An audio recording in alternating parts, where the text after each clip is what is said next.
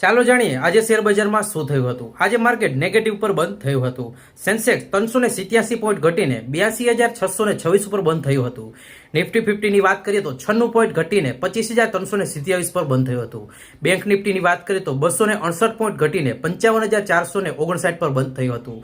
આ થવાનું કારણ શું હતું એ પણ આપણે લાસ્ટમાં જણાવશું। હવે વાત કરીએ કે ટોપ ગેનર સ્ટોક આજના કયા છે, તો ખાસ કરીને અદાણી એન્ટરપ્રાઇઝના શેરમાં 2398 ઉપર ખુલ્યો હતો અને 2524 પર બંધ થયો હતો, એટલે કે 126 રૂપિયાનો ઉછાળો તેમાં આવ્યો હતો। સ્ટોકની વાત કરીએ તો તેમાં 5.25% વૃદ્ધિ જોવા મળી હતી।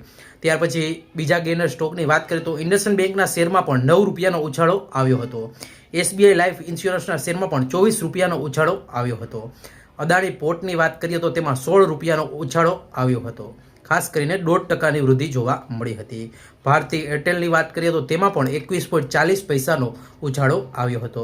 હવે વાત કરીએ આજના ટોપ લૂઝર સ્ટોકની, તો ખાસ કરીને HCL ટેકમાં 26.40 રૂપિયાનો ઘટાડો આવ્યો હતો।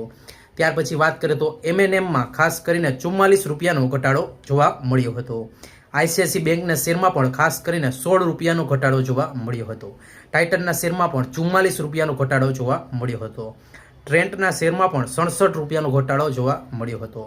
હવે વાત કરીએ સેક્ટર હાઇલાઇટની, તો ખાસ કરીને PSU બેંકમાં ખાસ કરીને 1.2%ની મજબૂતી જોવા મળી હતી। ત્યાર પછી ફાર્મામાં તેજી જોવા મળી હતી। તેમાં વાત કરીએ તો IT, પ્રાઇવેટ બેંક અને ઓટો FMCGમાં દબાણ જોવા મળ્યું હતું। હવે વાત કરીએ FIDI ડેટાની, તો ખાસ કરીને FII દ્વારા 391 કરોડની ખરીદી કરવામાં આવી છે। ત્યાર પછી DIA દ્વારા ખાસ કરીને 2105 કરોડનું નેટ ઇન્વેસ્ટ કરવામાં આવ્યું છે। સ્પેશિયલ અપડેટની આજની વાત કરીએ તો ખાસ કરીને અદાણી ગ્રુપના શેરોમાં તેજી આવવાનું કારણ જોઈએ તો સેબીએ હિડનબર્ગના અનેક રિપોર્ટોને નકારી કાઢ્યા છે। ખાસ કરીને હિડનબર્ગે જે આરોપો લગાવ્યા હતા તેને નકારી કાઢ્યા છે સેબી દ્વારા। ત્યાર પછી આજનું બજાર ઘટવાનું કારણ જોઈએ તો ખાસ કરીને 3 દિવસથી જે રેલી આવી રહી છે તેના કારણે ખાસ કરીને પ્રોફિટ બુકિંગ લોકો કરી રહ્યા હતા। ત્યાર પછી US દ્વારા ઈરાનના ચંબર પોર્ટ પર ખાસ કરીને છૂટ પાછી લેતા જીઓપોલિટિકલ તણાવ આવ્યો છે, તેના કારણે ખાસ કરીને માર્કેટ અત્યારે ડાઉન જોવા મળી રહ્યું છે। IT અને બેંક સેક્ટરમાં પણ થોડું ઘણું દબાણ જોવા મળી રહ્યું છે। ઓટો FMCGમાં ખાસ કરીને વેચાણ ચાલુ છે તેના કારણે, અને ઇન્સ્ટિટ્યુશનલ બાઇંગ હોવા છતાં ખાસ કરીને સેન્ટિમેન્ટ અત્યારે નબળું પડી રહ્યું છે, તેથી ખાસ કરીને આજનું માર્કેટ નબળું પડ્યું હતું।